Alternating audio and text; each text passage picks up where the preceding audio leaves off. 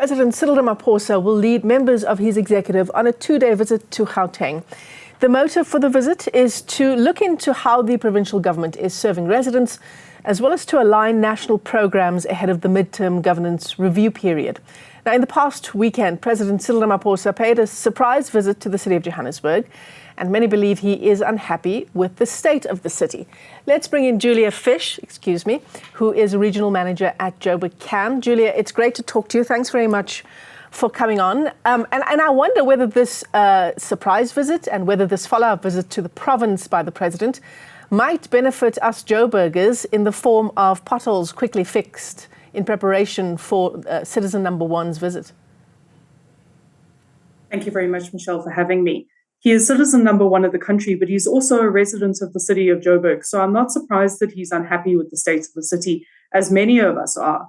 This is coming on the back of a call from organized business, civil society, residents for a presidential intervention into the state of the city, because we're seeing exasperated city decay. Yeah, and the problem is that when you're paying tax and you're not seeing your tax rands put to good use in particular areas, including potholes, traffic lights that never seem to work, roads that flood at the first sign of rain, and the list goes on and on. Water provision is another big one. That's where the problem lies. We're specifically calling on the president to intervene in three very specific ways, and one of them is particularly on the budget issue.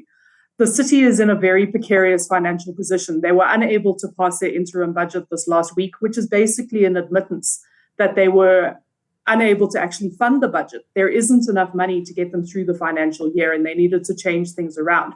What's being cut in some of that budget is they're having to reallocate things from things like sanitation projects towards actually paying for water leaks because of the non-revenue water. That's the amount of water spilling out of our pipes. And with that, it's an admittance that the city has absolutely no financial holding on what it's doing. They need to analyze the budget and make sure that they do it from a zero-rated perspective that specifically focuses on what the residents of the city of Johannesburg need, and that is core service delivery. That is the mandate of the municipality, to keep the lights on, to keep cars driving along very clean, well-maintained roads, and to make sure that we have water coming out of our taps. And that's where we want the presidency to intervene, is really have a look at what's happening with the tender projects and to facilitate a way for business and the private sector to step in and really work with the city to fill those funding gaps. Quite right. Julia, some months ago, Johannesburg Water, Rand Water, went on an extensive maintenance program. In fact, water was cut in various regions for days at a time, but the messaging was that it would be worth it in the end because much needed maintenance would have been done. Why is it that we're still struggling in particular areas with water and sanitation if that was the case?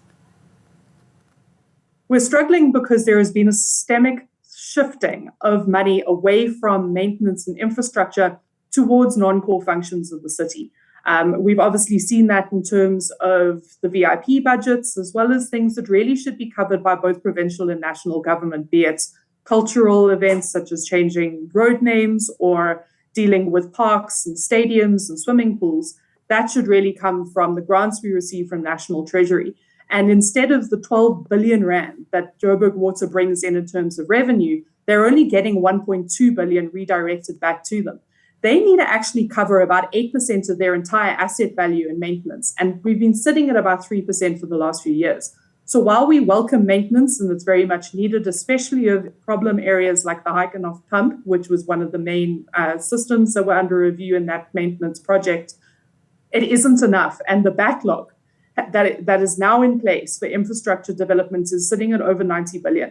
And we're not going to get there by continuing to spend the budget in the ways that we are.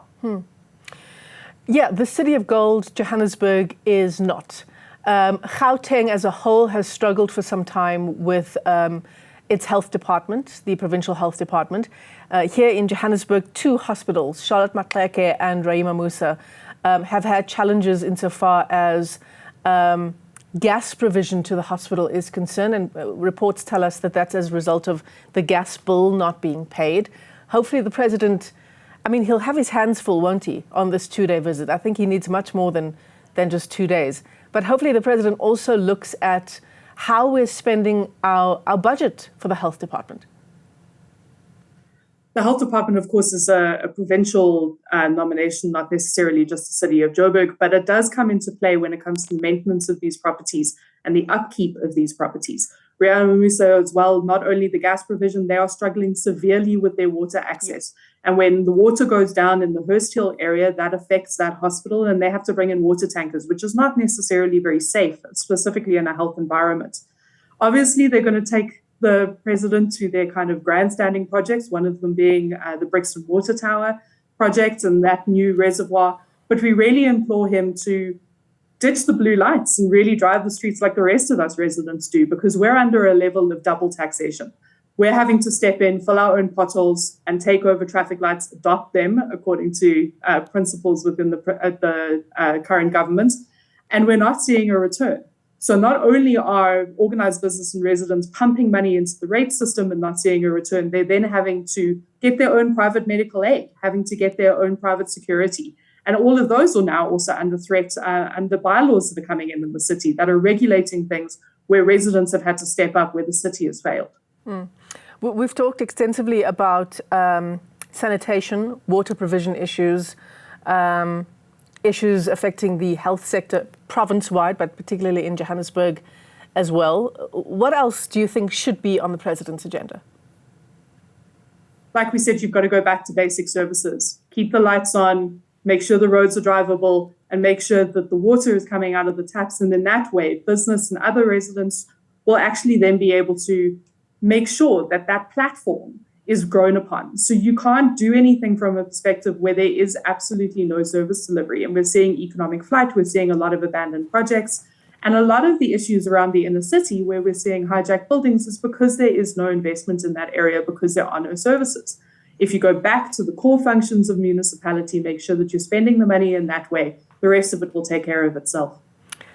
Julia Fish, let me thank you for your time. She's the regional manager at JoburgCan, and according to a statement from government, the president and members of his cabinet will visit tomorrow the Gauteng Executive Council, and then on Friday, the City of Johannesburg. The president's aim is to look into issues around service delivery.